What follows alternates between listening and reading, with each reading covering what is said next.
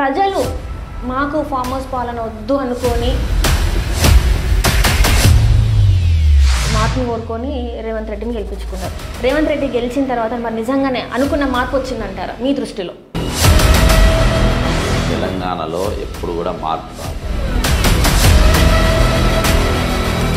తెలంగాణ రాష్ట్రం ఏర్పడుతుంటే నేను భయపడ్డా, ఇదేదో పోయేటట్టుకుంది.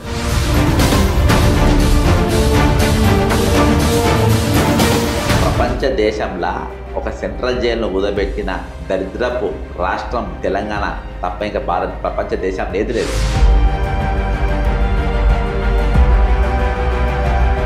అంటే ప్రజల్ని ఇట్లాంటి మాటలు మాయమాటలు చెప్పి వాళ్ళని ముందు పెట్టి వీళ్ళు ఆడించిందని అనుకోవాలి. మీకు తెలంగాణ రాకముందు ఓటుకు 500 ఉండే, తెలంగాణ వచ్చినాక ఆత్మగౌరవ రేటు 2000 200 రూపీస్గా దొరికేది ఆత్మగౌరవం. ఓన్లీ 200 ఉండే ఆత్మగౌరవం. దాని తర్వాత 2014లో 500కి వచ్చింది. ఇప్పుడు 2000 ఉన్నది, నెక్స్ట్ 5000 పోతుంది. ఆత్మగౌరవం ఫర్ సేల్. మిస్టర్ కోదండ రామ్ ఎమ్మెల్సీకి ఆత్మగౌరవం ఎమ్మెల్సీకి ఇచ్చేసి, మిస్టర్ గంట చక్రపాణి తెలంగాణ ఆత్మగౌరవం కోసం వైస్ ఛాన్సలర్ పోస్ట్ కోసం ఆయన అమ్మేసింది.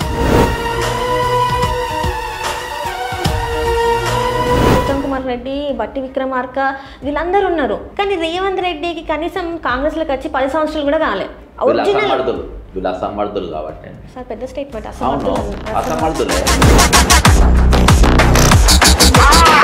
అయితే ఏది ఉన్నా కూడా ప్రజలకు ఎక్కడ అన్యాయం జరుగుతున్నా కూడా మీ గొంతు అయితే వినిపిస్తుంది అంటారు. అది ఏ టైం నా డ్యూటీ నేను చేస్తాను. నేను అమ్ముడు పోలేదు, ఇంకా నేను ఎంఆర్పి పెట్టుకోలేదు. పెట్టుకునే ఛాన్సెస్ ఉన్నాయంటారా? పక్క జడ్సన్ పెట్టుకో.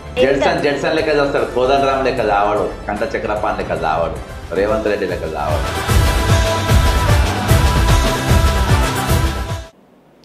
నమస్తే, నేను సిరి గొడుగు. ఈరోజు మనతో పాటు ఉన్నారు కాంగ్రెస్ బహిష్కృత నేత బక్క జడ్సన్ గారు. నమస్కారం సార్. నమస్కారం సార్. అసలు మిమ్మల్ని నేను పిలవడానికి గల కారణం ఏంటంటే, మిమ్మల్ని నేను చాలా రోజుల నుంచి చూస్తున్నాను, చాలా రకాలుగా మీరు పోరాటం చేసిన విధానాలు అన్నీ చూశాను.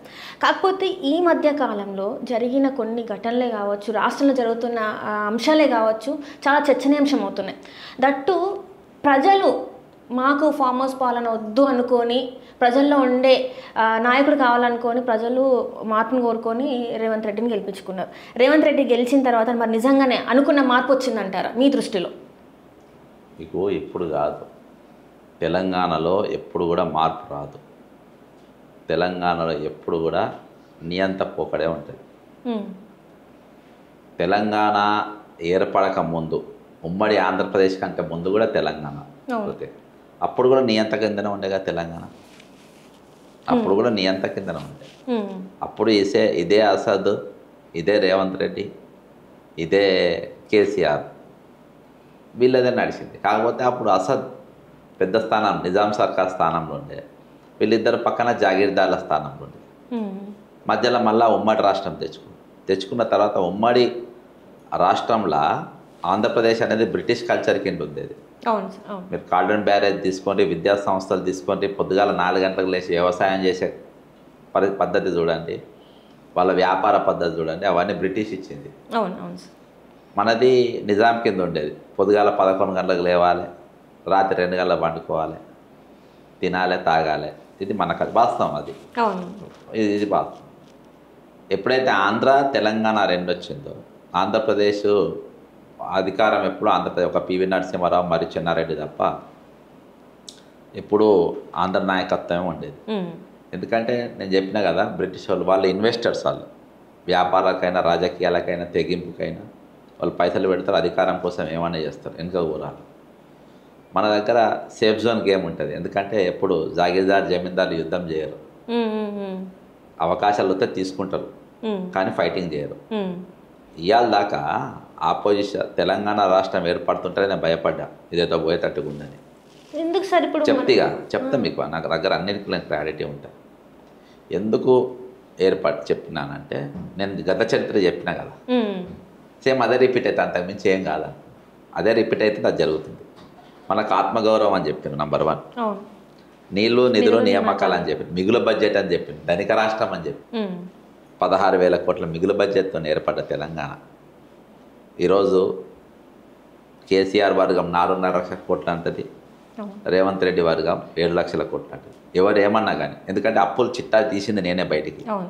Warangal central jail bank of Maharashtra 1,050 కోట్ల రూపాయలకు కుదబెట్టిన డాక్యుమెంట్ నేను బయటికి తీసిన. ప్రపంచ దేశంలో ఒక సెంట్రల్ జైలును కుదబెట్టిన దరిద్రపు రాష్ట్రం తెలంగాణ తప్ప ఇంకా ప్రపంచ దేశం లేదు. ఇక నీకు ఆత్మగౌరవం ఎక్కడిది? ఆత్మగౌరవం గురించి మాట్లాడే హక్కు తెలంగాణ మేధావులకు కానీ తెలంగాణ పౌరునికి కానీ ఎవ్వరికి లేదు. ఆత్మగౌరవం ఒక అబద్ధం అది. అంటే ప్రజల్ని ఇట్లాంటి మాటలు మాయమాటలు చెప్పి వాళ్ళని ముందు పెట్టి వీళ్ళు ఆడించిందని అనుకోవాలి. మీకు తెలంగాణ రాకముందు ఓటుకు 500 ఉండే, తెలంగాణ వచ్చినాక ఆత్మగౌరవ రేటు 2000 అయింది. ఆత్మగౌరవము తెలంగాణలో చాలా చీప్ ఉండే, 500 రూపీస్కు దొరికేది 2014లో. 2009లో 200 రూపీస్గా దొరికేది ఆత్మగౌరవం. ఓన్లీ 200కు ఉండే ఆత్మగౌరవం. దాని తర్వాత 2014లో 500కి వచ్చింది. ఇప్పుడు 2000 ఉన్నది, నెక్స్ట్ 5000 పోతుంది. ఆత్మగౌరవం ఫర్ సేల్. మేధావుల ఆత్మగౌరవం ఉన్నది. పేర్లు చెప్తా, నాకు ఏం భయం లేదు. మల్లెపల్లి లక్ష్మీనారాయణ, ఆయన కనబడుతున్నా, ఆయనకు ఒక యూనివర్సిటీ స్థలం 20 ఎకరాల స్థలం మీద ఇచ్చిండ్రు. ఆత్మగౌరవం ఆయన 20 acres. మిస్టర్ కోదన్ రామ్ ఎమ్మెల్సీకి ఆత్మగౌరవం ఎమ్మెల్సీకి ఇచ్చేసిండు. మిస్టర్ గంట చక్రపాణి తెలంగాణ ఆత్మగౌరవం కోసం వైస్ ఛాన్సలర్ పోస్ట్ కోసం ఆయన అమ్మేసిండు. ఆత్మగౌరవం ఇస్ ఫర్ సేల్. అంటే పదవుల కోసం ఏదైనా ఇంకా దేనికైనా డబ్బులు చాలు, నీకు ఓటర్కు పైసలు కావాలి. ఆత్మగౌరవం నీకు వినాయకు ఎవరు ఉన్నారు? ప్రజలు అట్లనే ఉన్నారు, అధికారులు అట్లనే ఉన్నారు. నేను చెప్తుంది, మీరు తెలంగాణ ఏర్పడిన చాలా పెద్ద స్టేట్మెంట్ ఇచ్చిన. తెలంగాణ ఏర్పడిన తర్వాత మారది, ఇవాళ కాదు రేపు బీజేపీ వచ్చినా మారది, కేసీఆర్ వచ్చినా. ఫామ్ హౌస్ అంటే ఏంది? నీ అంతా. ఇవాళ రేవంత్ రెడ్డి అనేటోడు ఆయన సొంత ఇంట్లో కూర్చోండు, నీ అంతా. అసద్ దారుసలాంలో కూర్చోండు, నీ అంతా. అదేందా? బీజేపీ వాళ్ళు ఎక్కడ కూర్చుండ్రు? ఢిల్లీలో అక్కడనో ఇక్కడనో కూర్చుండ్రు, వాళ్ళు నీ అంతా. రేపు ఏ ప్రభుత్వం వచ్చినా నీ అంతా లెక్కనే ఉంటాయి తెలంగాణ రాష్ట్రంలో. ఎందుకంటే పబ్లిక్ను ఆ రోజు ధనిక వర్గం కానీ భూస్వామ్య వర్గం కానీ ప్రజలను ముడి సరుకు లెక్కనే చూసిండ్రు. దోపిడీకి గురి కావాల్సింది అన్ని, అందుకని అవసరం లేకుండా ఈరోజు హైయెస్ట్ ల్యాండ్ పుల్లింగ్ ఎక్కడ నడుస్తుందో తెలంగాణ. ఫ్యాక్టరీలు అంటారు. ఇప్పటికి ఎన్ని కంపెనీలు వచ్చినాయి? 2014 ఎన్ని భూములు గుంజుకుండ్రు, ఎన్ని కంపెనీలు పెట్టినాయి, ఎంతమందికి ఉద్యోగాలు వచ్చినాయి, ఎంతమంది ధనికులను చేసింది రాష్ట్రం? ఇంతమంది ధనికులు అవుతుంటే మన తెలంగాణకు అప్పెందుకు అవుతుంది? ఆ తెచ్చిన పైసలతో ఎంతమందిని ధనవంతులను చేసిండ్రు? మీకు రాజ్యం కుట్ర ఎప్పుడు మనం అర్థం చేసుకోవాలి. నేను ఆత్మగౌరవం 500కి 2000 5000, నీవు అక్కడికే ఉండాలి. నీకు ఓటు వీళ్ళు ఎప్పటి వరకు బతుకుంటారంటే ఆత్మగౌరవం. ఈ తెలంగాణ ప్రజలు ఆత్మగౌరవం అమ్ముకునే రోజులు వాళ్ళు పాలకులు ఉంటారు. ఈ ఓటు అమ్ముడు పోయి ఎప్పుడైతే వీడు ధనవంతుడై వీడు అభివృద్ధికి దగ్గరకు వచ్చిండో ఆ రోజు వాళ్ళు కనబడడు. కాబట్టి వీడు ఎప్పుడు ఇల్లు అడుక్కుంటూనే ఉండాలి. అందుకనే నీకు ఒక ఎకరము ₹1,50,00,000 50 దాటిందనుకో, అక్కడ మేము ఫ్యాక్టరీ పెడతామని భూమి గుంజుకుంటాం. ఎందుకంటే వీళ్ళు మళ్ళీ పేదరికం ఎత్తాలి. అంతే. ఒకవేళ వాడు బలవంతంగా హైదరాబాద్లో ఎక్కడో ఇల్లు కట్టుకొని స్ట్రాంగ్ ఉందనుకో, మన ఇల్లు కూలగొట్టాలి, మళ్ళీ మన పేదరికం తిన హైడ్రా రంగంలో దిగాలి, మన ఇల్లు కూలగొట్టాలి, మన పేదరికంలో గుంజాలి. Right sir. ఇప్పుడు మీరే అన్నారు ఇల్లులు కూలగొట్టడం జరుగుతుంది, హైడ్రా మాట్లాడితే. మరి హైడ్రా ఓన్లీ పేదోళ్ళకు మీరు ఇళ్ళ మీదకి పోతుంది, ఒక్క నాగార్జున కన్వెన్షన్ కాకుండా మిగతా ఏ నాయకుల ఇల్లులు కూలగొట్టింది? అలా తమ్ముళ్ళవి మరి అక్కడనే ఉన్నాయి కదా, ఎందుకు ఇంత ఏమన్నా అంటే మేము స్టే తెచ్చుకున్నామంటారు, మరి వీళ్ళు కూడా స్టే తెచ్చుకున్నదా? కాగాలి కదా, ఎందుకు కాగాలి? మరి హైడ్రా బాస్ ఇల్లే బఫర్ జోన్లో ఉన్నది. నేనే అది బయట పెట్టింది. హైడ్రా రంగనాథ్ ఇల్లే బఫర్ జోన్లో ఉన్నది. మీకు కృష్ణకాంత్ పార్క్ ఉందా? అవును సార్. కృష్ణకాంత్ పార్క్ అనేది పార్క్ కాదు, అది ఒరిజినల్గా అది యూసుఫ్ కూడా పెద్ద చెరువు, దాని పేరు కృష్ణకాంత్ పార్క్ లేదు. దాన్ని చంద్రబాబు నాయుడు మూసేసి చెరువు కట్టిండు. అది కృష్ణప్ప పాత గవర్నర్ పేరు పెట్టి పార్క్ కట్టిండ్రు. అది దాదాపు 100 ఎకరాలు. అది ఇప్పుడు హైడ్రా రంగనాథ్ ఇంటి దాకుండే ఆ చెరువు నాలా ఉంటుంది. నేను దాంట్లో ఒక ఆయన ఒప్పందిస్తే అక్కడ పోతే మీకు మనకు గుర్తు ఏంటంటే చెరువు ఎక్కడ కట్ ఆఫ్ చెరువు ఉందని గ్యారంటీ అయినా కట్టమైసమ్మ టెంపుల్ ఉంటుంది. నేను అక్కడ డేలవాడుతుంటే ఆ కృష్ణ పార్క్ దాటిన తర్వాత ఒక 200 అడుగుల దూరంలో రోడ్డు ఉంది. రోడ్డు కింద కట్టమైసమ్మ టెంపుల్ ఉంది. కట్టమైసమ్మ టెంపుల్ ఇక్కడ దాకా నా చెరువు ఉందని పాతలను అడిగితే లేదు ఈ చెరువు అక్కడ దాకుండే. అయితే అక్కడికి వెళ్ళి కబ్జాలు చేసి అమ్మిన తర్వాత పీజీఆర్ ఎమ్మెల్యే అయ్యే వరకు ఇక్కడ దాకా వచ్చింది. ఇక ఇక్కడ దాకా చెరువు ఉంచుతామని చెప్పి ఆ కట్టమైసమ్మ టెంపుల్ పీజీ జనార్దన్ రెడ్డి కట్టించినాడు. అంటే బాసిల్ ఎక్కడ ఉంది? నేను ఇంటి ముందుకు పోయిన ఆయన ఇల్లు చూసిన, ఆయన ఇల్లు కూడా షూట్ చేసిన. అయితే ఆయన సెక్యూరిటీ రీజన్స్ ప్రకారం ఆయన ఇల్లు నేను బయట పెట్టలే, కానీ ఆ ఏరియా, ఆ రోడ్డు, ఆ ఇల్లు అన్నీ చూపించిన. ఆయన కూడా చెప్తారు కొన్ని ఛానళ్ళల్లో, నా ఇల్లు మా నాయన 1979లో కట్టిండు, అందరు 1979లో కట్టిండు, అందరూ అంతే కదా. అప్పుడు ఎవరు, ఏ ప్రభుత్వం ఉన్నది, పర్మిషన్లు ఎవరు ఇచ్చిండ్రు? ఈ ప్రభుత్వమే కదా ఇచ్చింది. మరి అప్పటి స్థలాలకి మినహాయింపు, ఇప్పుడు కట్టుకున్న ఇళ్ళకి కూల్చివేతలు ఏంది సార్ మరి? అయితే మంచి పాయింట్ అడిగారు. ఇక్కడ ఏంటంటే హైడ్రా అనేది ఎందుకు వచ్చిందంటే, నీకు నాగార్జునది ఎన్కన్వెన్షన్ మొత్తం గొలగొట్టలే, కొట్టి అట్లా గీకిండ్రు. అవును, ఒక గోడను మాత్రం. కానీ నేషనల్ న్యూస్ అయింది. అంటే హైడ్రా అనేది భయపడాలని ఒక పెద్దోని కొట్టాలి కాబట్టి ఆయన గీకగానే నేషనల్ న్యూస్ అయింది. హైడ్రా అనేది ఒకటి వచ్చిందని అందరికీ తెలిసింది. తెలిసినాక ఇక చిన్నోళ్ళని కొట్టును మొదలుపెట్టాడు. చిన్నోళ్ళను దిక్కుసక్కి లేని వాళ్ళను కొడితే ఏంటంటే పెద్దోడు భయపడ్డాడు. Vamsiram builders, Vasavi construction, western, the prestige, వీళ్ళందరూ భయపడి వచ్చి పైసలు ఇచ్చిపోయారు. వీళ్ళు ఇవన్నీ చెరువులనే ఉన్నాయి. ఇప్పుడు ప్రేమాబాద్ చెరువులో ద ప్రెస్టేజ్ ఉంది, వాసవి కోమట్ చెరువులు ఉన్నది, ఆనంద్ కన్వెన్షన్ హిమాయత్ చెరువులు ఉన్నది, వంశీరామ్ ఏదో చెరువు నిన్న చూసిన అదో చెరువులు ఉంది. అన్ని చెరువులే. నిన్న 3 ఎమ్మెల్యేలు కాంగ్రెస్, నలుగురా నాకు తెలిసింది, రాజేష్ రెడ్డి, శ్రీనివాస్ రెడ్డి, అనిరుద్ధ్ రెడ్డి, వీళ్ళు మురళీ నాయక్ కూడా, ఇంతమంది సొంత పార్టీలో ఉన్న ఎమ్మెల్యేలే కంప్లైంట్లు ఇస్తాను కదా, కాజాగూడ చెరువుల 40 ఫ్లోర్లతోని కడుతున్నారని. మరి అది తప్పే కదా. 48 ఫ్లోర్లు, 8 బ్లాకులు, సర్వే 27 ఎకరాలు, సర్వే నంబర్ 27/8 మొత్తానికి వాళ్ళు ఫైట్, రియల్ ఫైట్. ఎప్పుడైతే వీళ్ళు ఎమ్మెల్యేలు ఇచ్చినా అంటే, నీకు రేవంత్ రెడ్డి వాళ్ళ సోదరులు తిరుపతి రెడ్డి ఏది కూలగొట్టమంటే అదే కూలగొడతారు, ఏది కూలగొట్టద్దంటే అది కూలగొట్టరు. అంటే ఈయన సీఎమా, ఆయన సీఎం, ఎవరు సీఎం మరి ఇద్దరులా? అనుమూలు బ్రదర్స్ అందరు కూడా సీఎం. అందుకని ప్రోటోకాల్ అందరికీ భయ అని చెప్తున్నా. వాళ్ళందరూ సీఎంలే, ఇక అందరు సీఎంలే, రక్తం పొట్టరంగాలంతా. ఇక్కడ ఒకటి సార్, మీరు బీఆర్ఎస్ ఉన్నప్పుడు కాంగ్రెస్ నేతగా మస్తు పోరాడిండ్రు. అంటే తెలంగాణలో ఇన్ని జరుగుతున్నాయని చెప్పి పోలీస్ స్టేషన్లకు పోయిన అరెస్ట్లు అయినవి కూడా చాలా ఉన్నాయి. అయితే ఈరోజు మీరు కాంగ్రెస్ గెలిచిన తర్వాత మిమ్మల్ని అంటే బయటికి రావడానికి గల కారణం ఏంది? చాలా వింటున్నా నేను. మొన్న కూడా మీరు ఒకటి చెప్పడం జరిగింది, ఏంటంటే ఫోన్ ట్యాపింగ్ వ్యవహారంలో మన రేవంత్ రెడ్డికి 400 పైన సిమ్ములు ఏమో కొన్నారు అని చెప్పేసి మాట్లాడారు. అదేం చేసిందంటే సోషల్ మీడియా కట్ చేశారు. 4 లక్షల సిమ్లు ఎప్పుడు కొన్నారో చెప్తా. ఇది మన శ్రీనిధి అని ఉమెన్ అండ్ చైల్డ్ వెల్ఫేర్ కింద ఉంది. దానికి మేనేజింగ్ డైరెక్టర్ విద్యాసాగర్ రెడ్డి అప్పుడు నియమింపబడ్డది బీఆర్ఎస్ గవర్నమెంట్లో. ఆయన నాబార్డ్లో పనిచేస్తాడు. ఇళ్ళకి వచ్చిన తర్వాత 3 లక్షల జీతం పెట్టి ఆయన పెట్టినాక ఆయన ఏం చేసిందంటే, అప్పుడు బీఆర్ఎస్ ప్రభుత్వంలో 4 లక్షల సిమ్లు కొన్నాడు. 4 లక్షల సిమ్ములు. నేనేమన్నానంటే, అప్పుడు ఉన్నోని ఇప్పటిదాకా ఎందుకు కంటిన్యూ చేసుకుంటున్నావు అన్న. వీళ్ళు కట్ చేసి సోషల్ మీడియా అది ట్రెండ్ చేస్తున్నారు. Original trend. కానీ అప్పుడున్న విద్యాసాగర్ రెడ్డి నియాల దాకా కంటిన్యూ చేస్తారు.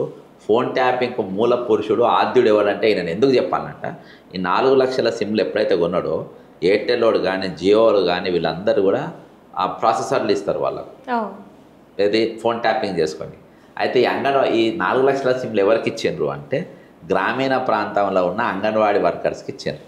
ఈ శ్రీనిధిలో పనిచేసేవాళ్ళు ఉన్నారు కదా, ఆ లీడర్లు, వాళ్ళకి సిమ్లు ఇచ్చి వాళ్ళు ఎవరెవరు ఏం మాట్లాడుకుంటారో వీళ్ళు వినేది. ఈ విద్యాసాగర్ రెడ్డి అనేటువంటి వీళ్ళు. ఇప్పుడు కూడా సీతక్క కింద ఆయన తెచ్చుకొని పెట్టుకుంది. మొన్న తీసేసిండ్రు 2 నెలలకు 3 నెలల కోసమో, నెల కోసమే తీసేసింది. నెల కూడా కాదు, మళ్ళీ రిటైర్డ్ ఎంప్లాయీ 67, 70 ఏళ్ళు ఉంటాయి, తీసుకొచ్చి మళ్ళీ పెట్టుకొని చేసుకుంటారు. నేను అసొంటి వ్యక్తిని ఈరోజు మీరు ఎందుకు పెట్టుకున్నారు? అసలు దీనికి తెలంగాణలో ఫోన్ ట్యాపింగ్ వ్యవహారం మొదలుగానికి ఫస్ట్ ఇదే 4 లక్షల సిమ్. కాబట్టి యాక్షన్ తీసుకోకుండా మీరు ఎందుకు పెట్టారు? ఇప్పుడు షర్మిల కూడా బయటకు వచ్చి చెప్తుంది కదా, వైవి సుబ్బారెడ్డి నాకు ఇంటికి వచ్చి మరి నా ఫోన్ ట్యాపింగ్ కూడా జరిగింది అని చెప్పేసి ఆమె కూడా నిన్న ప్రెస్ మీట్లో చెప్పడం జరిగింది. ఇది నిజంగా ఈ ఫోన్ ట్యాపింగ్ వ్యవహారంలో అసలు ఏంటి సార్ కీలక అంశం ఏంటి అంటారు? ఇది ఎప్పుడు వింటారు? ఇవాళ జరుగుతలేదు అంటావా? ఇప్పుడు నా ఫోన్ ట్యాపింగ్ లేదనుకున్నావా? మీ 2000% ఇది నేను చెప్పింది కాదు. నాకు పోలీసులలో నాకు పెద్ద సంబంధాలు ఉన్నాయి, అడ్వకేట్లు చెప్పిండ్రు, ఆఫీసర్లు నాతో గవర్నమెంట్ అఫీషియల్స్ మాట్లాడి కూడా భయపడతారు. వాళ్ళకు కూడా తెలుసు. కొంతమంది బయట కలుద్దామంటారు, మెసేజ్ పెడతారు. ఇవాళ 2000% నా ఫోన్ మంత్రులు ఎమ్మెల్యేలు చెప్తాను ఫోన్ ట్యాపింగ్ ఉంది కాబట్టి ట్యాపింగ్ అనేది నిత్యం జరిగే ప్రక్రియ. అది ఇవాళ వీళ్ళు కేసీఆర్ అంటే ఎక్కువ వాడేసిండు దాన్ని. గతం నుంచి ఉన్నది ఇది ఫోన్ ట్యాపింగ్ అనేది. ఫోన్ ట్యాపింగ్ ఉంది 1000% ఉంది ఫోన్ ట్యాపింగ్. మరి ఇప్పుడు ప్రభాకర్ రావే కావచ్చు, ప్రణీత్ రావే కావచ్చు, మరి పోలీసుల ముందు విచారణకి హాజరైన తర్వాత ఏముంటుంది? తర్వాత మరి ఎప్పటి నుంచో ఉంటుందని మీరు అంటున్నారు. హాజరైన తర్వాత వాళ్ళు ఎలాంటి విషయాలు చెప్తారు? ఆల్రెడీ హార్డ్ డిస్క్లు అవన్నీ చెరువులలో మనకు కాదు. నాకు అర్థమవుతలేదు. ప్రభాకర్ రావు అనేటోడు వీళ్ళందరూ కూడా చేసిండ్రు, వాళ్ళ రెడ్ హ్యాండ్ దొరకలేదు. ఈయన ఆదేశం ఇచ్చి నేను చేసిన, నేను ఆదేశం ఇచ్చి నేను చేసిన అని అంటుండ్రు. ఎంక్వైరీ జరుగుతుంది, ఏదో జరుగుతుంది అని మనం అనుకుంటున్నాం. ఏం జరుగుతుంది? అదే ఏం జరుగుతుందని నీకు ఒకటి చెప్తే ఏం జరగదు. అవసరమైతే అసంటలో ప్రమోషన్ రావచ్చు, రేపు వాళ్ళు ముఖ్యమంత్రి కూడా కావచ్చు. ఇప్పుడు రెడ్ హ్యాండ్ పైసలు ఇచ్చేటప్పుడు రెడ్ హ్యాండ్ దొరికిన రేవంత్ రెడ్డి అలా ముఖ్యమంత్రి ఒరిజినల్గా న్యాయంగా అయితే ఆయన ఎక్కడ ఉండాలి? జైల్లో ఉండాలి. న్యాయంగా మనం చూస్తే ఇవాళ రేవంత్ రెడ్డి అంటాడు జైల్లో ఉండాలి. జైల్లో ఉండాల్సిన ఎక్కడ ఏంటో జైల్లోకి బాస్ అయ్యిండు. ఏసీబీ పోలీస్ స్టేషన్లో ఉండాల్సిన వాడు ఎక్కడ ఉండు? ఏసీబీకి బాస్ అయ్యిండు. అదేనా? కాబట్టి మనం ఎక్కువ అత్యాశ పడద్దు. ఇవన్నీ చూసి మనము యాంగ్జైటీ కూడా ఫీల్ కావచ్చు. అస్సలు నేను ఎలా చాలా లైట్ తీసుకుంటాను ఫోన్ ట్యాపింగ్. అదొక వన్ డే న్యూస్. చాలా ఈజీ చెప్తున్నా కదా. ఇవాళ జైల్లో ఉండాల్సిన వాడు సచివాలయంలో ఉంటాడు. అట్లనే చూసుకున్నట్టయితే కాంగ్రెస్లో సీనియర్ నాయకులకి పెద్దపీట ఇస్తారు, కానీ రేవంత్ రెడ్డికి కనీసం కాంగ్రెస్లోకి వచ్చి 10 సంవత్సరాలు కూడా కాలే. మరి ఆయనకి తెలంగాణ సీఎం పదవి ఎట్లా ఇచ్చిండ్రు? ఎట్లా నమ్మిండు అధిష్టానం? నార్మల్గా చూసుకుంటే ఉత్తమ్ కుమార్ రెడ్డి, బట్టి విక్రమార్క వీళ్ళందరూ ఉన్నారు. వీళ్ళు అసమర్థులు కాబట్టి సార్ పెద్ద స్టేట్మెంట్. అసమర్థులే. నీకు ఒకటి చెప్తా. 18 మంది ఎమ్మెల్యేలు గెలిచారు బట్టి సిఎల్పి. 12 మంది వెళ్ళిపోతుంటే గాడిదలో కాసిండా బట్టి విక్రమార్క అంటే ఒక్కరోజైనా మాట్లాడిండా? ఇవాళ బీఆర్ఎస్ 4 ఎమ్మెల్యేలు పోతే రచ్చ చేస్తాం. 10 మంది ఎమ్మెల్యేలు పోతే రచ్చ చేస్తారు. వీళ్ళు గాడిదలో కాస్తుంటారు వీళ్ళు. ఇక ఇంకో ఎమ్మెల్యే పోకుండా మొత్తం నాకాబందీ చేశారు. ఇక వేరే వాళ్ళు పోకుండా, లేకుంటే ఈ పార్టీ ఖాళీ అయిపో. బట్టి విక్రమార్క ఏం చేసిండు? ఏం చేయలేదు. నీకు కాళేశ్వరము నువ్వు స్కామ్ అని అంటావు. కాళేశ్వరం స్కాము అది నీళ్ళు వస్తున్నాయా పోతున్నాయా ఏమవుతున్నాయని నేను చెప్పి అలా జరిగిన పాయింట్స్ నేను కొన్ని మొన్న చెప్పిన. నేను ఒక వీడియో చేసిన. అందులో 17 బాహుబలి మోటార్లు మునిగిపోయినాయి. మునిగిపోయినాయా లేవా? అక్కడ కాంట్రాక్టర్ ఎవరు? మేఘా కృష్ణారెడ్డి. నువ్వు పిలిచినవా? పిలవలేదు. 12,000 కోట్ల జిఎస్టీ ఎగ్గొట్టిందా లేదా? దీని మీద బీజేపీ ఎందుకు మాట్లాడదు? మేఘా అనేటువంటి మీద ఎందుకు యాక్షన్ తీసుకోదు? ఎందుకు నోటీసులు పంపరు? నేను అన్నిటికీ పోతలేను నేను. అది నేను రాహుల్ గాంధీ కాళేశ్వరం దగ్గర పోయేదాకా వీళ్ళిద్దరు పోలే లేదు. ఏ నాయకుడు పోలే. ఒక దామోదర రాయ నరసింహ ముక్కడు కాళేశ్వరం భూసేకరణ మీద ఫైట్ చేసిండు. రాహుల్ గాంధీ పోయిన తర్వాత ఈ సిపాయిలు పోయారు. ఈ సిపాయిలు పోయి మళ్ళీ ఆ కాంట్రాక్టర్ని తీసుకొని ఎంక్వైరీ చేయాలి. అదే మేఘకృష్ణ ఇప్పుడు కోడంగల్ తీసుకుపోయి కోడంగల్ లిఫ్ట్ ఇరిగేషన్ వరకు ఆయనకు, పొంగులేటి శ్రీనివాసరెడ్డి కంపెనీ ఉంది రాఘవ కన్స్ట్రక్షన్స్, ఇద్దరికి వర్క్ ఇచ్చింది. మళ్ళీ వాళ్ళకి ఇచ్చిండ్రు. వాళ్ళే తప్ప అంటారు, మళ్ళీ వాళ్ళకే పనులు వాళ్ళకి ఇచ్చిండ్రు. అసలు ఎట్లా సార్ ఇప్పుడు అంటే ఏంది? వీళ్ళు అసలు ఏం వీళ్ళు అసమర్థులు అని చెప్తున్నా. వీళ్ళు అసమర్థులు కాబట్టి ఆయన మంచిగా గుంట నక్క లెక్క మేనేజ్ చేసుకున్నాడు. వచ్చింది కాంగ్రెస్ పార్టీ 1000% అధికారంలోకి వస్తుందని చెప్పి నేను 100 మంది లీడర్లకు చెప్పిన. ఎవరు నమ్మలే. చాలా ఛానళ్ళలో ఆన్ రికార్డ్ ఉన్నది. కానీ కానీ కాంగ్రెస్ పార్టీ సిద్ధాంతాల ప్రకారం చూసుకుంటే సీనియర్లకి ఇవ్వాలి. ఎందుకంటే రాజస్థాన్లో చూసుకున్న 2018లో రాజస్థాన్లో చూసుకున్న మధ్యప్రదేశ్లో చూసుకున్న వాళ్ళకి అంటే ఎవరైతే సీనియర్లు ఉన్నారో అంటే సీనియర్లకి ఇచ్చిండ్రు, మీరు కాదు మీకు ఇవ్వకుండా మేము ఇవ్వలేము ఎందుకంటే సీనియర్లు ఉన్నారని చెప్పేసి ఇచ్చిండ్రు. మరి రేవంత్ రెడ్డికి ఎందుకు అది చేయలేకపోయింది? అయితే ఇదివరకు సెలక్షన్ అనేది కాంగ్రెస్ పార్టీ ఇళ్ళ చేసేది అన్నట్టు. కాంగ్రెస్ పార్టీ గాంధీ భవన్లను అందులో చేసే సెలక్షన్ గాంధీవాది, గాంధీ టోపీ, గాంధీ బెట్. ఈసారి చెల్లపల్లి జైల్లో చేసిండ్రు. అవును, సెలక్షన్ చెల్లపల్లి జైల్లోనే మాకు పిసిసి అధ్యక్షుడు మంచి అధ్యక్షుడు కావాలి, మంచి గజ దొంగ కావాలి అని అంటే ది బెస్ట్ దొంగ ఈయననే బాధాప్త ఎమ్మెల్యేలనే కొనే ప్రయత్నం చేసిండు. కాబట్టి ఈయన best trained by Chandrababu Naidu, మంచి ట్రైనింగ్ ఉన్నది, ఎంత పెద్ద దొంగతనం తప్పించుకోగలుగుతాడు, ఎన్ని వందల ఎత్తున్న గోడైనా దొరకగలుగుతారు, ఇంత మించిన దొంగ మీకు దొరకదంటే అక్కడికి కాంగ్రెస్ పార్టీ తెచ్చుకొని అధ్యక్షుడిని చేసింది. అధ్యక్షుడు అయినాక నిరూపించుకుంటా ఆయన సత్తా.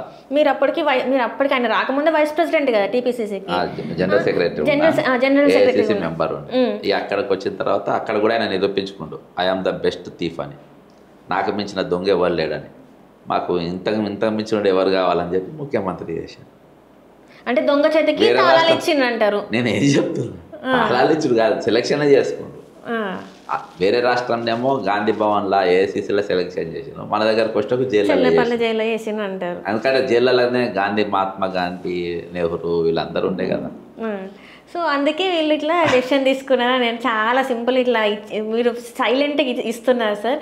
అయితే ఇక్కడ ఇంకొకటి ఏంటంటే చాలా వరకు రేవంత్ రెడ్డి మాట్లాడే విధానం అసలు ఒక సీఎం స్థాయి వ్యాఖ్యలు చేయడం, అసలు సీఎం అయ్యే లేనే లేదు. ఎందుకంటే ఆయనకు అంత నాలెడ్జ్ లేదు, ఒక రాష్ట్రాన్ని పరిపాలించే నాలెడ్జ్ లేదని చెప్పేసి ఇప్పుడు ప్రజల అభిప్రాయం. అది వాస్తవం కాదా చెప్పండి సార్?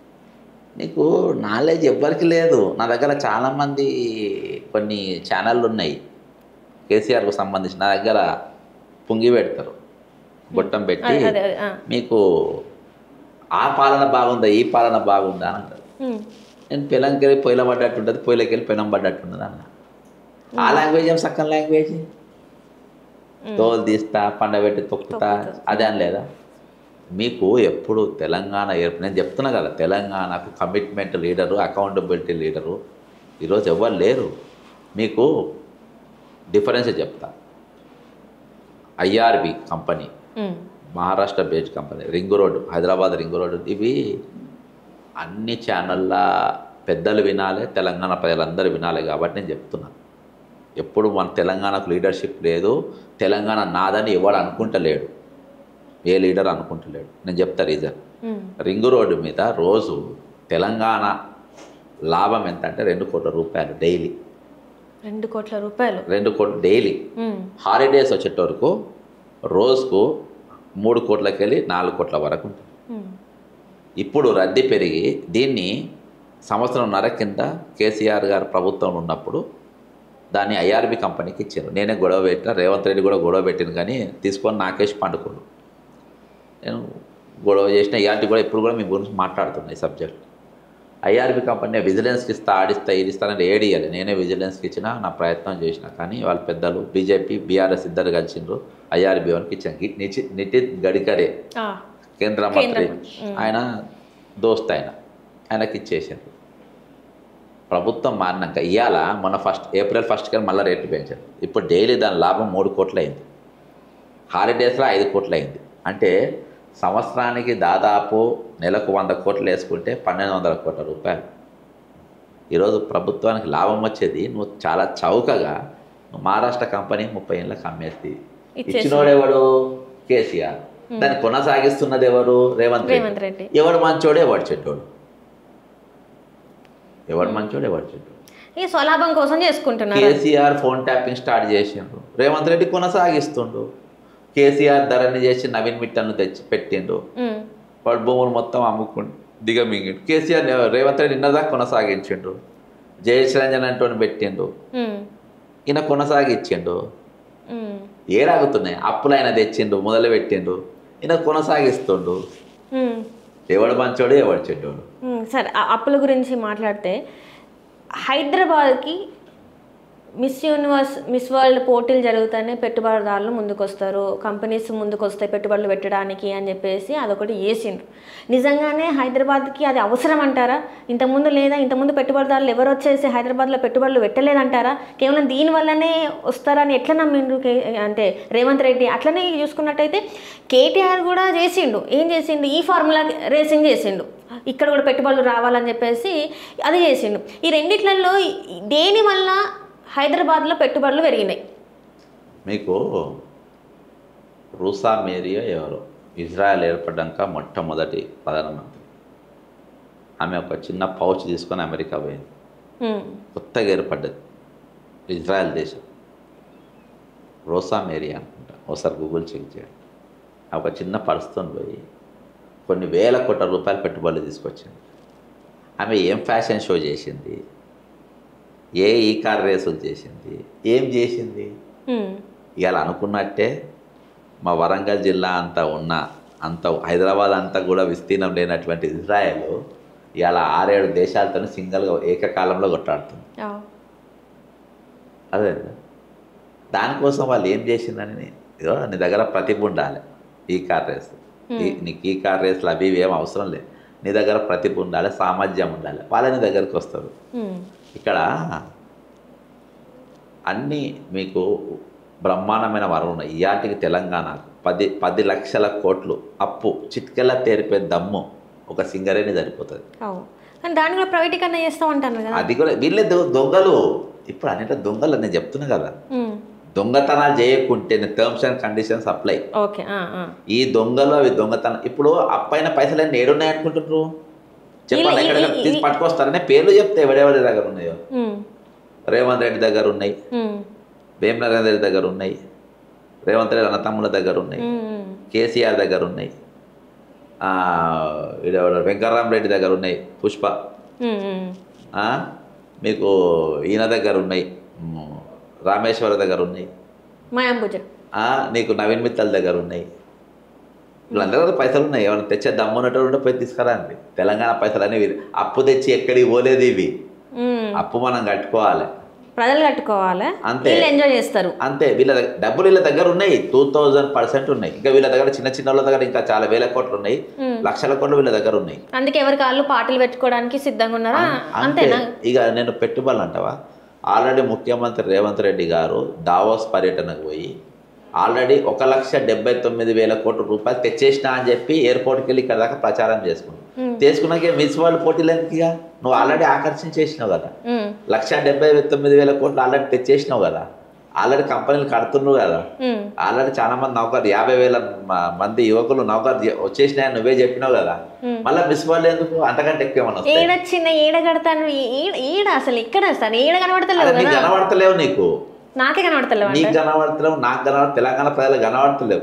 కనబడకుండా కట్టేదే కాళేశ్వరం, కనబడకుండా కట్టేదే కంపెనీలు.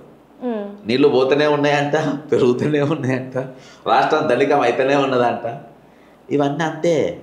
నేను చెప్తున్నా కదా, ఇంట్లో నువ్వు బాగా అబ్జర్వ్ చేయి. అసద్ పోయినసారి ఎవరితో ఉన్నాడు? కేసీఆర్తో ఉన్నాడు. రేవంత్తో కలుస్తాడని ఎప్పుడైనా అనుకున్నాం కలలా? ఇప్పుడు ఎవరితో ఉన్నాడు? రేవంత్తో ఉన్నాడు. అంటే ఎవరు అధికారులు, నేను అందుకని చెప్తున్నా, బిఫోర్ తెలంగాణ ఎట్లుందో, అంటే బిఫోర్ ఉమ్మడి ఆంధ్రప్రదేశ్ ఉన్న తెలంగాణ ఎట్లుందో, ఇప్పుడు రేపు పాలకులు ఎవ్వరు వచ్చినా ఇంతకు మించి ఏదైనా చేస్తే అత్యాశ మీది ఏదన్నా మీరేమన్నా చేస్తే. ఇవాళ మొన్న దినాన ఒక ఎమ్మెల్యే లిక్కర్ సిండికేట్తో బాజాప్తా చర్చ చేసాడు, మందుల సామెలు. నేను ఏసీబీలో కంప్లైంట్ బాజాప్తా చర్చ చేశాడు, కమిషన్లు బాజాప్తా అడిగిండ్రు. నా తప్పేమన్నా నా ట్రాప్ చేస్తారా నన్ను అంటుండు. నన్ను వీడియోలు తీసినోని తిట్టింది. అది నిజమా అబద్ధమా చెప్తలేడు. 1000% నిజం. ఇవి అందరు ఎమ్మెల్యేలు చేస్తాం. నేను పోయి ఏసీబీలో నేను కంప్లైంట్ ఇచ్చిన, అన్ని పిన్ టు పిన్ ఆయన చర్చ అంత. జైలు ఉండాలి ఈ పార్టీకి. వేరే దేశం అయితే సౌదీ అరేబియా అయితే ఒరిదిద్దురు. మన దగ్గర చట్టాలు అట్లా లేవు, అధికారులు అట్లా లేరు, అసలు ఏది కరెక్ట్గా లేదు. అంతే. నేను పోయి అక్కడ ఇచ్చిన, ఇయ్యంగానే ఏసీబీ వాళ్ళు పోయి అరెస్ట్ చేసి మందుల సమయంలో జైల్లో పెడతారా? రేపు మందుల సమయంలో హోం మంత్రి కావచ్చు, ఏసీబీ డైరెక్టర్ సెల్యూట్ కొట్టవచ్చు. ఇప్పుడు రేవంత్ రెడ్డి కొడతలేరా? ఏసీబీ వాళ్ళు కొడతలేరా? ఇప్పుడు చాలా జరుగుతున్నాయి సార్. ఇప్పుడు తెలంగాణలో ఏవేవి అయితే అనుకున్నారో చూసుకున్నట్టయితే తెలంగాణ ప్రజలను ఆయన నమ్మింది ఏంటంటే 6 గ్యారెంటీలు. ఆ 6 గ్యారెంటీలలో ఏం పెడితే ఏ గ్యారెంటీ నమ్మలేదమ్మా, నేను చెప్తున్నా ఏ గ్యారెంటీ నమ్మలేదు. ఏ గ్యారెంటీగో ఇప్పుడు మీ ఇంటికి నేను వచ్చిన, నీ ఇంట్లో ఆల్రెడీ నువ్వు అప్పుల పాలైన, నువ్వు అప్పుల పాలైన నీ ఊళ్ళో అందరికీ తెలుసు. నీ ఇంటికి నేను సకుటుంబ సమేతంగా నేను వస్తున్నా. నేను వచ్చేటప్పుడు నీ ఇంట్లో విందులు వినోదాలు నేను అనుకోగలుగుతానా? అప్పుల పాలైన నా టిఫిన్ నేను తెచ్చుకుంటా కానీ. అసోంటిది దాదాపు అప్పటికే 4.5 లక్షల కోట్ల అప్పున్న తెలంగాణలో నీకు ఇన్ని పథకాలు ఇస్తారని ఎవరని అనుకుంటారా? మూర్ఖుడు ఎవరు అనుకోలే. ఈ 10 ఏళ్ళకి ఇచ్చినాం, ఒకసారి వీళ్ళకి ఇద్దామని ఇచ్చిన, అంతే. అంత మించి ఏం లేదు. 6 పథకాలు లేవు, గాడిది గుడ్డు లేదు. అంటే ప్రజలు చూద్దాం అట్లా ఏమైతే నువ్వు పథకం, నేను చెప్పిన పథకం ఇయ్యకున్నా ఓటేస్తారు. పథకం ఎందుకు ఇచ్చిందో నేను చెప్తా. పథకం ఇచ్చుడు మర్చిపోతే తీసుకుని వీళ్ళు మర్చిపోతారే, మేము ఆగమవుతాం, వీళ్ళు ఆగమవుతారు. తీసుకున్నాడు మర్చిపోద్దు జనం, వాడు అడుక్కుంటూనే ఉండాలి. 200. అందుకనే నీకు ప్రతి పార్టీ డబ్బులు ఇచ్చుడు ఎవరు కూడా మర్చిపోకుండా ఇస్తారు. ప్రేమతో కాదు, వీడికి దీనికే అలవాటు పడి ఉండాలి. లేకపోతే పెద్ద పెద్ద అడుగుతారు, పెద్ద పెద్ద అడగకుండా ఇన్ని ఓటు టైంలో 5 ఏళ్ళకి ఒకసారి ఆ నోటు చుట్టే అని తిప్పాలి, ఆ ఇల్లు చుట్టే అని తిప్పాలి. నీకు ఆత్మగౌరవంగా నేను ఒకటే చెప్తా. ఇప్పుడు నేను నీకు ఒక చేప దానం చేస్తే ఒక పూట చేప తింటావు, తర్వాత ఎండబెట్టుకుంటావు. ఒకవేళ నేను చేపనే పట్టు నేర్పిస్తే రోజు చేప పట్టుకొని తింటావు. అప్పుడు నువ్వు నా దిక్కు చూడవు కదా. నేను చేప పట్టు నీకు నేర్పియా, చేప దానం చేస్తా, మళ్ళీ చేప ఇచ్చేదాకా నా దగ్గర చూడాలి. ఇది రాజ్యం కుట్ర.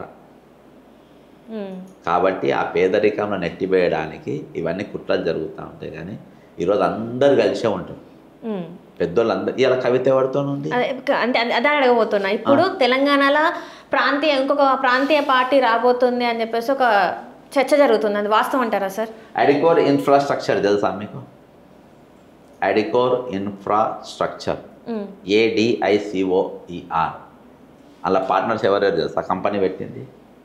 ఆ కంపెనీ పెడుతున్నప్పుడు ఎస్టాబ్లిష్ అవుతుండే, అంటే డాక్యుమెంట్స్ తయారయ్యే మూమెంట్లో తెలంగాణ కోసం మనం అందరం అత్యాశతోని పోరాడిన అప్పటికి మనం మంచి పచ్చడి మెతుకులు తింటున్నాం, మనం కారమైనప్పుడు పెరుగు కూడా వేసుకుంటున్నాం, ఆత్మగౌరవంతో మాత్రం ఉన్నాం. అయినా కానీ స్వయం పాలన, ఆ పోరాటం జరుగుతున్న సందర్భంలో శ్రీకాంతాచారి పెట్రోల్ వేసుకొని మంటలలో గాలుతుంటే ఆ మంటల వెలుగుల సంతకాలు పెట్టి నిర్మింపబడ్డదే అడికోర్ ఇన్ఫ్రాస్ట్రక్చర్. ఆ కంపెనీ మొట్టమొదటి పార్ట్నర్స్ రేవంత్ రెడ్డి, కల్వకుంట్ల కవిత. ఓకేనా? అందులో బిందుల మందుల, ఇంకొకడు రేవంత్ రెడ్డి బామ్మర్ది సృజన్.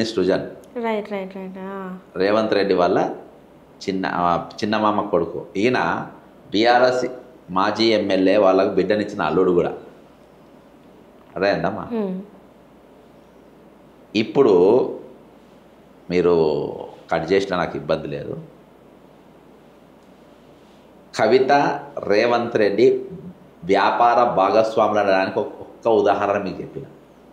దీని డాక్యుమెంట్ నా దగ్గర ఉంది, మీకు పంపిస్తా, మీరు పక్కన డిస్ప్లే చేయండి. ఖచ్చితంగా. ఇదే లిక్కర్ కేసులా ఈమె అరెస్ట్ అయ్యి, తెలంగాణ ప్రజలు మనం ఆత్మగౌరవం గురించి మాట్లాడేటప్పుడు మన ఆత్మగౌరవాన్ని ఢిల్లీకి తీసుకుపోయి లిక్కర్ రూపకంగా అమ్మిన వ్యక్తి మీటింగ్లో పోయేటోళ్ళు ఒకసారి గుండె మీద చేతులు వేసుకొని కూర్చోండి. ఢిల్లీకి పోయి ఆమె సారా అమ్మి, అదే లిక్కర్ అమ్మి జైలుకు పోయిన ఆమె వీరవనిత అవుతుందా, వీరజవాన్ అవుతుందా, ఏమవుతుంది? Number 1 point. ఆమె జైలుకు పోయినాక ఆమె కుటుంబస్తులు ఆమెను పరామర్శించలేదంట. కాబట్టి నేను సొంత దుకాణం పెట్టుకుంటా అని పెట్టి, అందరి డైరెక్షన్ ఆఫ్ రేవంత్ రెడ్డి. జైలుకి వెళ్ళి బయటికి తీసుకొచ్చింది కూడా రేవంత్ రెడ్డి. కుటుంబ సభ్యులు ఎవరు కాదు, ఎవరు కాదు, నానున్నాడు. ఎందుకు వాళ్ళతో గాలే? ఎందుకు గాలే అంటే Revanth Reddy chief minister. Revanth Reddy already ఇక్కడ దాదాపు 8 ఎంపీ సీట్లు బీజేపీకి గెలిపించి ఇచ్చిండు ఆయన్నే. బీజేపీ కంట్రోల్ మొత్తం ఈరోజు రేవంత్ రెడ్డి దగ్గరనే ఉంది. అవునా? అర్థమైందా? ఇయాటి కూడా నీకు బండి సంజయ్ కానీ బీజేపీ వాళ్ళు ఎవరు తిట్టారు రేవంత్ రెడ్డిని. అదేనా తెలంగాణ ఏది రైళ్లే అయితే లేవు. పొంగిలేటి తోగ జాడిస్తే ఒక రోజు అయింది, తెల్లారి బంద్, అది కూడా అవునవును. ఏం కాదు, అవన్నీ చేయించేది రేవంత్ రెడ్డి. నీకు కవితను తీసుకొని వచ్చి కవితతో స్టేట్మెంట్లు ఇప్పించి కవితతో ఉత్తరం రాపించి కవిత వెనుక నడిపేది ఈ కార్ రేస్లా కేటీఆర్ను జైలుకు పంపాలనుకునేది మొత్తం కూడా ఈ లిక్కర్ సిండికేటే. అంటే ఇప్పుడు ఆమె చెప్పింది మా నాన్న దగ్గర దయ్యాలు ఉన్నారా అంటే నిజమైన దయ్యాలు వీళ్ళు, మరి వీళ్ళ నాన్న దగ్గర ఉన్న వాళ్ళు కాదు కదా. మరి ఇప్పుడు సొంత కుటుంబంలో వ్యక్తులనే జైలుకి పంపించాలని చూస్తున్నారంటే ఏందన్నట్టు మరి నేను చెప్తున్నా, త్వరలో నేను కొన్ని సాక్ష్యాలు కూడా బయట పెడతా. 101% కేటీఆర్ను ఇలా ప్రాసిక్యూట్ చేపిస్తుంది, కేటీఆర్ను ఇది చేపిస్తుంది అంత కవితనే. కవితది ఇలా బీఆర్ఎస్లో నేను అందుకనే ఫస్ట్ ఒక కంపెనీ పేరు చెప్పినాం, నా జోలికి రారు, నాతో మాట్లాడలేరు వాళ్ళు, ఏం పీకలేరు కూడా. ఎందుకంటే నా అక్కడ ఏమేమి డాక్యుమెంట్ ఉన్నాయి ఆమె మొత్తం ఢిల్లీలోనే పెట్టిన ఆమె ఎగ్జిబిషన్. నేను ఎక్కడైతే సారా అమ్మిందో అక్కడనే ఏమే దుకాణం మొత్తం పెట్టినాయి, ఏమే అక్రమ ఆస్తులు సర్వే నెంబర్తో సహా ఫోటోలు వీడియోలు అన్నీ పెట్టి ఎగ్జిబిషనే పెట్టిన ఢిల్లీలో. అంటే నాన్న ఎదిరించి పార్టీ పెట్టే అంత సత్తా ఉందంటారా మరి అన్ని డబ్బులు అంటే?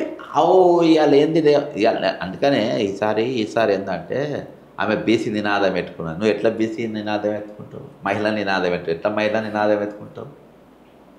మాకు బీసీ నాయకులు, మాకు బీసీల తరఫున మాట్లాడేటోళ్ళు ఢిల్లీలో సారా అమ్ముకునేటోళ్ళు మా దిక్కు మాట్లాడతారా? అంతే. మహిళల దిక్కు 33% అరెస్ట్ అయ్యే ముందు రోజు దుకాణం పెట్టింది ఢిల్లీలో.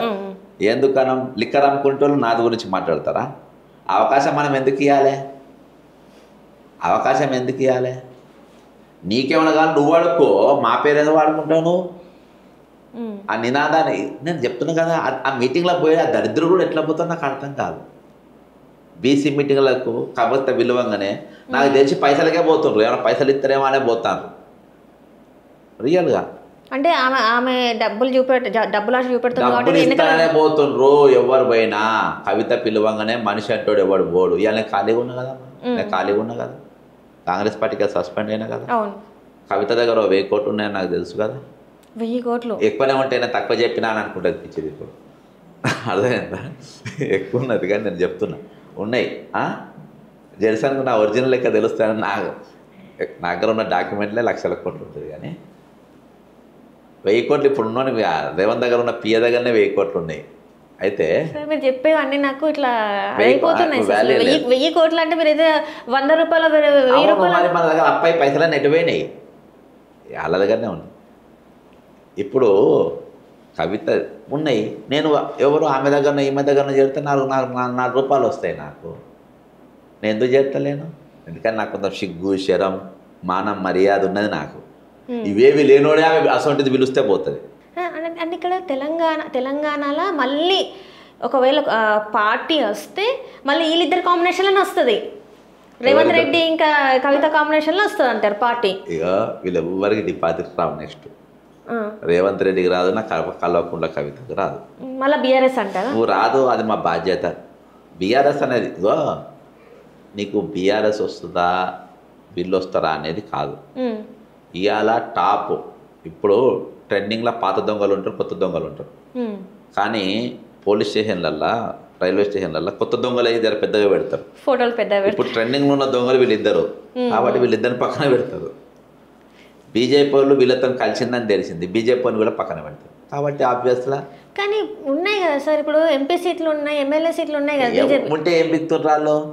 ఉంటే ఏం బిక్తున్నారు చెప్పు? మా అన్న అని చెప్పేసి మంత్రి అంటాడు, హోంమంత్రి అంటాడు.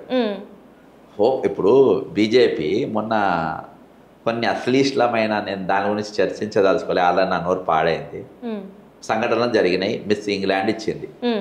దేశం కోసం, ధర్మం కోసం, మేరా భారత్ మనా హై, భారత్ మాతకి జై అనే బీజేపీ వాళ్ళు, మహిళామణులు మరి మిస్ ఇంగ్లాండ్ ఇచ్చిన స్టేట్మెంట్ పైన ఎందుకు మాట్లాడలేదు వీళ్ళు బీజేపీ నాయకులు? దేశం కోసం, ధర్మం కోసం బ్యాచ్ ఎందుకు రంగంలో దిగలేదు?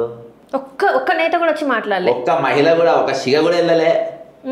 కొంత నిజంగా సార్ ఇది మాట్లాడాల్సిన విషయం. కొంతమంది బీజేపీ అంటే బీజేవైఎం నేతలు కొంతమంది చాలా ఘోరంగా మాట్లాడతారు అమ్మాయిల గురించే వాళ్ళు మాట్లాడేది. మీరు అబ్బాయిల గురించి ఇట్లాంటి బట్టలు అట్లాంటి బట్టలు వేసుకుంటారని మాట్లాడిన వాళ్ళు మరి ఎందుకు దీని గురించి ఈ కంటెస్ట్ గురించి ఎందుకు మాట్లాడలే? వాళ్ళు ఇంటర్వ్యూలలో మాట్లాడుతున్నారు ఘోరాతి ఘోరంగా. అంతే.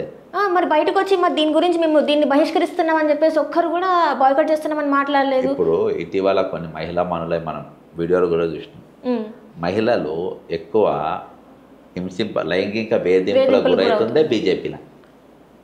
మహిళలు ఇచ్చిన వీడియోలు నేను చెప్తా అవన్నీ సెంటిమెంట్ల కోసం. తెలంగాణ నినాదమైన ఈరోజు కులపరమైన మతపరమైన నినాదాలైన ఇవన్నీ కూడా ఓటు పోలరైజేషన్ కోసం.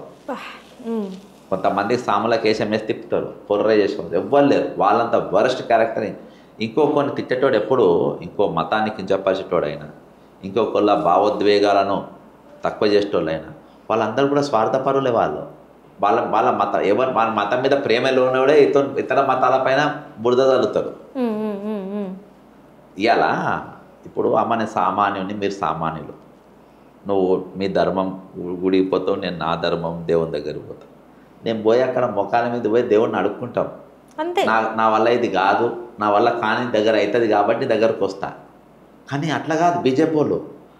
రామా నువ్వు భయపడకు, నీకు నేను గుడి కట్టిస్తా, నేను ఉన్నా కదా నీకు, నీ గౌరవం నేను కాపాడుతా, నువ్వు నన్ను కాపాడే అవసరం లేదు. దేవుళ్ళని వీళ్ళు కాపాడతారు. ఈ సాములు కొంతమంది తిరిగేటోళ్ళు, సిగలు వేసుకునేటోళ్ళు వీళ్ళు మాట్లాడతారు మన మహిళల గురించి. భారత్ మాతకి జై అన్నారు. ఈరోజు ఒక మహిళ నాకు భారతదేశంలో భారత్ మాతకి జై అనే దేశంలో, ఇండియా అన్నదాన్ని దేశంలో నన్ను లైంగిక వేధింపులకు గురి చేసిండ్రు, నన్ను ఒక వేశ్యను చూసినట్టు చూసిండ్రు అని చెప్పేసి ఒక అమ్మాయి పరాయి దేశంలో పోయి స్టేట్మెంట్ ఇస్తే ఈరోజు మేము దేవుళ్ళనే కాపాడేంత మొగోళ్ళు మునగాలని చెప్పుకునే మీరు ఎందుకు నోరెత్తలే? వీర వనితలు ఉన్నారు కదా బీజేపీ ఆఫీసులో, ఝాన్సీ రాణి లక్ష్మీబాయిలు ఉన్నారు కదా, అరుణతారలు ఉన్నారు కదా, ఎందుకు ఎత్తలే మీరు నోరు? బిచ్చం కోసమా? రేవంత్ రెడ్డి వేసే బిచ్చం కోసం ఆశపడా? ఇలా మాట్లాడిన ఏకైక వ్యక్తి బక్కా జడ్సన్ ఈ రాష్ట్రంలో. ఈ సబ్జెక్ట్ ఆనాటి నుండి ఈనాటి వరకు లోఫరు బ్రోకర్ లుచ్చానా కొడుకురు ఇలాంటి. ఒక మహిళ పోయి దేశం పైన వేస్తే నీకు దేశం మీద ప్రేమ ఎక్కడ ఉందిరా? ఒక్క అంటే బీజేపీ నాయకులు అనే కాదు, దీని మీద ఎవరు స్పందించలేదు. వీళ్ళంతా ఈ మహిళలు మా మహిళలు అంటే నేను ఊకోమని చెప్పేసి ఒక యూట్యూబ్ ఛానల్ గిరీష్ దారమ్మని ఆఫీస్ పైన మా మహిళలను వేధిస్తానని చెప్పేసి నువ్వు అన్నవే, ఏదైనా మహిళ బయటకు వచ్చి చెప్పిందా? బలవంతంగా ఒకరిని కొట్టాలనుకున్నప్పుడు ఒక స్లోగన్ వేసి, ఒక ముద్ర వేసి, ముక్కుమ్మడి దాడి చేసి వాడిని కొడతారు. అది వీళ్ళ స్లోగన్. ఇలా అందుకనే బీజేపీ వాళ్ళు గలీజ్గా తయారైపోయింది. ఆయన కూడా కొట్టిపించిండ్రు కదా, ఆయన యూట్యూబ్ ఛానల్ మీదకి పోయి గిరీష్ గుంజి కొట్టిండ్రు కదా. మరి ఏది ఆ కొట్టిన వాళ్ళని కనబడతలేరు? ఆ కొట్టిన వాళ్ళు కూడా వాళ్ళని చెప్పి ఒక టాక్ కూడా ఉన్నది కదా సార్. అదే వాళ్ళు కూడా కనబడతలేరు, వాళ్ళు కూడా బయటకు వస్తలేరు. అరే ఒక లండన్కు పోయి పరాయి దేశం ఆమె, ఎవరైతే ఆమె చాలా గ్రేట్ ఉమెన్ ఆమె. ఎట్లా అంటే ఐపీఆర్ గుండెలు, ఈ కరోనా వచ్చిన తర్వాత గుండెలు ఆగిపోతున్నాయి, ఆగిపోయిన గుండెను తిరిగి కొట్టుకుంటట్టు చేసే ఒకటి ప్రక్రియ ఉంటుంది. ఆ ప్రక్రియను ప్రపంచమంతా నేను తెలపాలి, ఇలా ఆమె 100% ఆమెకే వచ్చేది మెడల్. కాబట్టి ఆమె వరల్డ్ మొత్తం చెప్పాలి అనే ఉద్దేశంతోనే ఆమె ఇంట్లోకి వచ్చింది. ఆమె 0 సైజ్ కూడా కాదు ఆమె, అయినా కానీ మిస్ లండన్ అయింది. ఎందుకంటే ఆమె ఐపీఆర్ కోసం అది ఇచ్చి తిరుగుతూ ఉన్నది. ఆల్రెడీ మన దగ్గర లండన్లో చేసింది అని ప్రిన్స్ చార్లెస్ ఆమెను పొగిడిండు. ఇది చాలా విషయం లేదు, ప్రిన్స్ చార్లెస్ దాకా పోయింది, వరల్డ్ మొత్తం పోయింది. భారతదేశ పరువు పోయింది, ఇజ్జత్ పోయింది. నరేంద్ర మోడీ పరువు ఈరోజు ప్రపంచవ్యాప్తంగా పోయింది. ఈరోజు బీజేపీ నాయకుడు ఎవరు కూడా మాట్లాడు, ఈ నరేంద్ర మోడీ పరువు పోయింది నిన్న కూడా మాట్లాడిండ్రు కదా ఆయన రేవంత్ రెడ్డి. ఏదైతే బనకచెర్ల ఇది ఉందో చంద్రబాబు నాయుడుని ఉద్దేశించి నీకు కేంద్రంలో పలుకుబడి ఉన్నదేమో, కానీ ఆ పలుకుబడి ఉన్నంత మాత్రాన నువ్వు కోరుకున్న ప్రాజెక్టులు అన్నీ కూడా అమలు అవ్వవు అని చెప్పేసి మాట్లాడినారు. అసలు ఈయనకేం నాలెడ్జ్ ఉన్నది? అసలు తెలంగాణ ప్రాజెక్టుల మీద ఈయనకి ఏం అవగాహన ఉన్నది సార్? అసలు వీళ్ళకు ఒకటే అవగాహన ఉన్నది, వీళ్ళకు చెరువు లేదు, ప్రాజెక్ట్ తెలియదు. ఆ ప్రాజెక్టు పైన మన పెట్టే పెట్టుబడులకు ఎన్ని ఎకరాల నీళ్లు పోతాయి, ఎన్ని పంటలు వస్తాయి, సంవత్సరానికి ఎన్ని పంటలు వస్తాయని ఏముండదు. అక్కడ ఎస్టిమేషన్ ఎంత, కాస్ట్ ఎంత, కాంట్రాక్టర్ ఎంత, నాకెంత మిగులుతుంది. అది ఏ చెరువైనా అంతే, అంతకుమించి ఏం లేదు. ఓన్లీ దీనిపైన అవగాహన ఉన్నటువంటి వ్యక్తి ఓన్లీ వైఎస్ రాజశేఖర్ రెడ్డి, ఉమ్మడి ఆంధ్రప్రదేశ్లో. వీళ్ళ తప్ప ఎవరికి లేదు. కేసీఆర్ కూడా మాట్లాడతాడు కదా, అది లెక్కలు. ఇక నీ కాళేశ్వరం అయితే అది ఒప్పుకోదు. ఇగో ఇప్పుడు ఇవాళ నేను రేవంత్ రెడ్డికి ఆపోజిట్ అని చెప్పి అది నేను కరెక్ట్గా మాట్లాడాను. మీకు కాళేశ్వరం ఏం లేదు, తల మీద నీళ్లు పోస్తే ఖర్చు లేకుండా కిందికి వెళ్ళిపోతాయి. కాళ్ళ మీదకి వెళ్ళినా తల మీదకి నీళ్ళు రావంటే ఏమవుతుంది? ఖర్చు అవుతుంది. ఖర్చు అయితే ఏం కావాలి? తల మీద మోటార్ పెట్టాలి, ఒక పైప్ వేయాలి. మోటార్ కూడా కొంచెం హెచ్పి ఎక్కువ పైకి. కాళేశ్వరం అదే ఖర్చుతో కూడుకుంది కదా. ఇప్పుడు అన్నారు కాళేశ్వరం ఖర్చుతో కూడుకున్నది. మరి నిజంగానే మేడిగడ్డల పిల్లలు కుంగినాయా? మేడిగడ్డల ఇప్పుడు అంటున్నారు కదా 2 పిల్లలు కుంగిపోయినాయి మొత్తం. ఇప్పుడు ఇంత ఇదవుతుంది మీ వల్లనే, ఇప్పుడు ఎంతోమంది ప్రాణాలు పోయే ఛాన్సెస్ ఉన్నాయి. అండ్ హరీష్ రావుని నిన్న అన్నాడు, హరీష్ రావుని కేటీఆర్ని నిన్న ప్రెస్ మీట్లో మాట్లాడినరు రేవంత్ రెడ్డి గారు. ఏమన్నారంటే మీరు 2 పిల్లలు కృంగిపోతే కట్టుతో అయిపోతుంది అని అంటారు, మీరు గుండెకాయ తీసేస్తే మీరు బతుకుతారా? బతకరు కదా అని చెప్పేసి రేవంత్ రెడ్డి వాడిని మిమ్మల్ని ఇద్దరిని ఉరిదీయాలని కూడా మాట్లాడాను. ఇది అసలు ఎట్లా తీసుకోవాలంటారు? ఇవి రెచ్చగొట్టేటి. ఒకటి మీకు గుండెకాయ మారుస్తే, గుండెకాయలు కూడా మారుస్తుండ్రు కానీ ఇరిగిన కాళ్ళెక్కలు గుండెకాయ కాదని. గుండెకాయ ఏదో నేను చెప్తున్నా. బాహుబలి మోటార్లు మునిగిపోతే రేవంత్ రెడ్డి ఎందుకు ఎంక్వైరీ చేస్తలేడు? 12,000 మంది జిఎస్టీ ఎగ్గొడితే మేయాకృష్ణారెడ్డి బీజేపీ, నేను డాక్యుమెంట్ ఇచ్చిన బండి సంజయ్ బీజేపీ ఆఫీస్ పోయి ఇచ్చిన, వాళ్ళు ఎందుకు మాట్లాడతలేరు? అక్రమం జరిగిన దాన్ని సక్రమంగా నా చేయమని చెప్తున్నా, మీరు ఎందుకు చేసే ప్రయత్నం చేస్తలేరు? అవన్నీ రెచ్చగొట్టే మాటలు, ఉడి తీయాలి అవన్నీ. ఎప్పుడైతే చాతగానోడు మాట్లాడు నీకు 100% ఎల్ఎన్టీ వాడు నేను రిపేర్ చేస్తా అన్నాడు కదా అప్పుడే. ఇప్పుడు చెప్పిండు. కాబట్టి నీవు నెక్స్ట్ ఏం చేయాలి?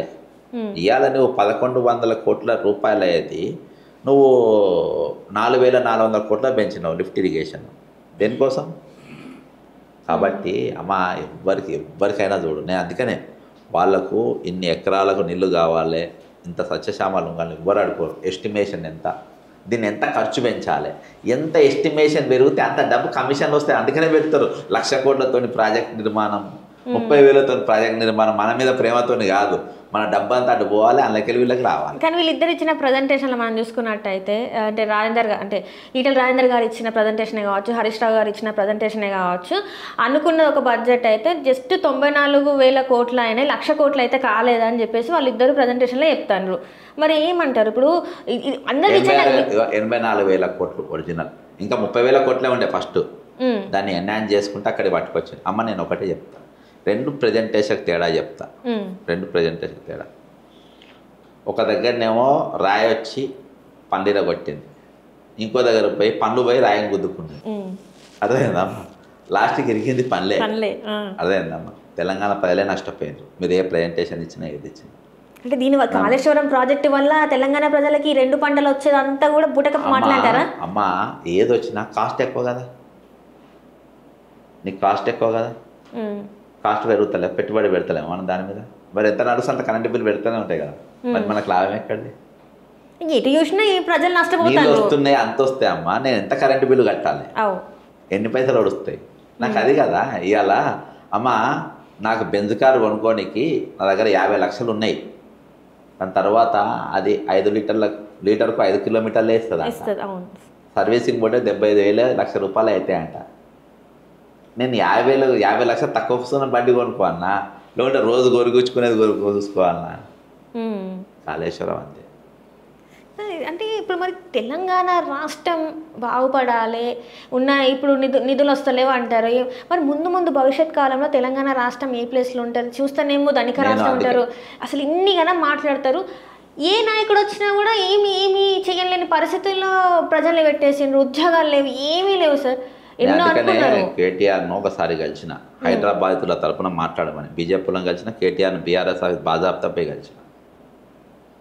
నేను కొంచెము ఈ ఉన్న లీడర్లలో కొంచెం క్యారెక్టర్ ఉన్నోడు కేటీఆర్, కొంచెం క్యారెక్టర్ ఉందని నేను అనుకుంటున్నాను. పక్కన ఉన్నోళ్ళు మంచోళ్ళు లేరని నేను అనుకుంటున్నాను. 50% కొన్ని నువ్వు ఏదైతే తెలంగాణకైతే మీరే కదా పోరాటంలో ముందున్నది, జేఏసీ లేచింది మీరు కదా, మీరు ముందున్నారు కదా. తెలంగాణను మళ్ళీ రిపేర్ చేయాల్సిన బాధ్యత మీ పైన ఉంది కదా. మీరు కొన్ని మార్చుకోవాలి. మీరు మీ దగ్గర ఉన్న మనుషులను మారవాలి. మారతానికి తీసి అవతల పడేయాలి.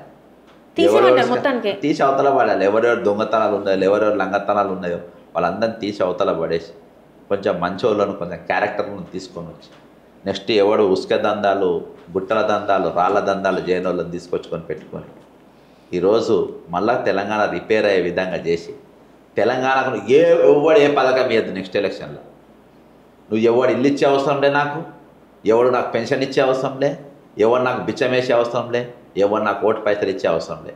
నాకు ఉచిత విద్య, నాణ్యమైన విద్య, నా గవర్నమెంట్ స్కూల్ను మంచిగా చేసి నాకు అక్కడ నిలబెట్టు. నేను చైతన్య పోను. నా హాస్పిటల్ నన్ను మంచిగా చేసి నాకు అందుబాటులో అయ్యి. నాకు నీ పైసలు అవసరం లే, నేను యశోదాకు వాటికి పెట్టే పైసలు నాకు లేవు. నాకు ఎలుకలు కలిసి చచ్చిపోయే దావకాన్లు కాదు ఈరోజు. ఈరోజు స్టెటస్కోప్లు బరాబర్ పనిచేసే దావకాన నాకు నాకు నీ పైసలు వద్దు. వీటితో నేను మొత్తం సర్వం కోల్పోతున్నా. రైతుల గిట్టుబాటు ధర ఇయ్యి నువ్వు.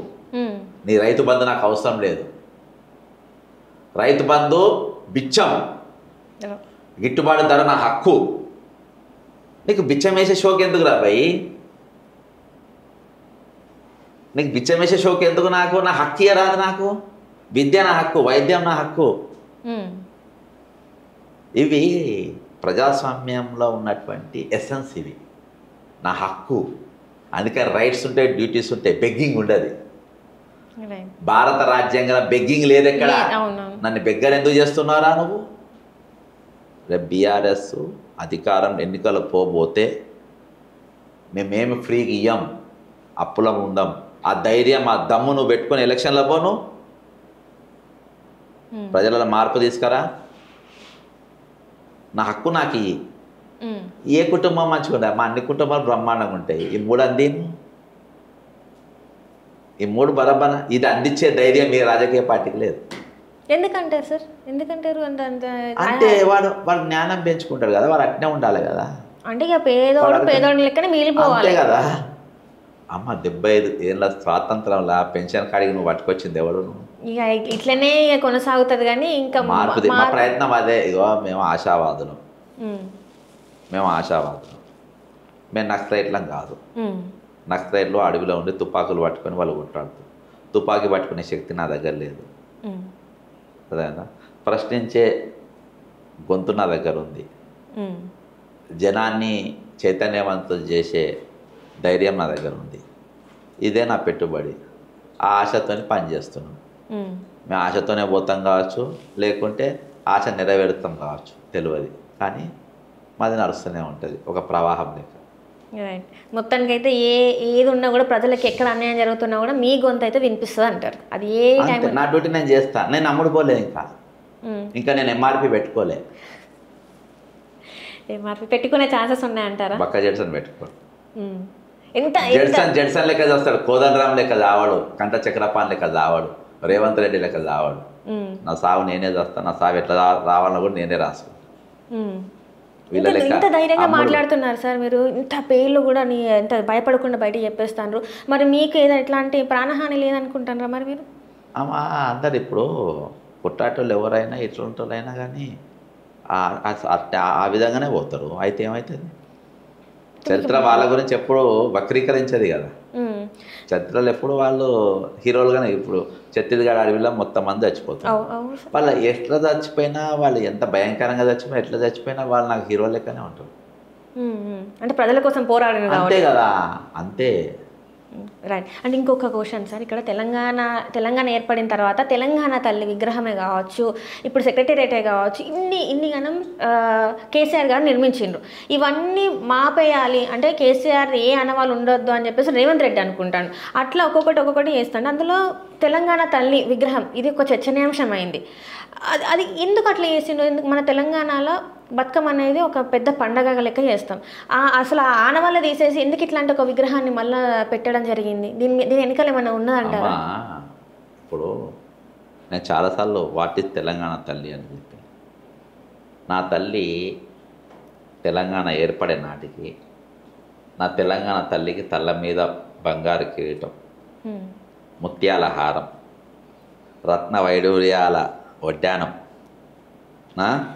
ముఖం మీద చిరుమందహాసం, 16,000 మిగుల బడ్జెట్, పచ్చని పంటలు, సెలయేర్లు, నిత్యం నీళ్లతో ఉన్నటువంటి కాలువలు, చెరువులు. తెలంగాణ ఏర్పడ్డాక నా కిరీటం ఎత్తుకపోయాడు ఒకడు, నా వడ్డానం ఎత్తుకపోయాడు, నా కమ్మలు ఎత్తుకపోయాడు, అంటే నా బండలు కొట్టేసిండ్రు, నా సెలయేర్ల పైన బిల్డింగ్లు కట్టేసిండ్రు, హైదరాబాద్ కాంక్రీట్ హబ్గా మార్చిండ్రు. ఒరిజినల్ తెలంగాణ తల్లి ఈ రూపంలో ఉన్నది. నువ్వు ప్రతిమ ఎట్లా పెట్టుకుంటే నాకేంది? ఓకే, అంతే కదా. గుట్టలు పిండి అయిపోయినాయి, అది వాస్తవం సార్. గుట్టలు పిండి అయిపోయినాయి, చెరువుల పైన కాంక్రీట్ బిల్డింగ్లు లేచినాయి, కాంక్రీట్ బిల్డింగ్లు, పల్లెలలో బెల్ట్ షాపులు మొలిచినాయి.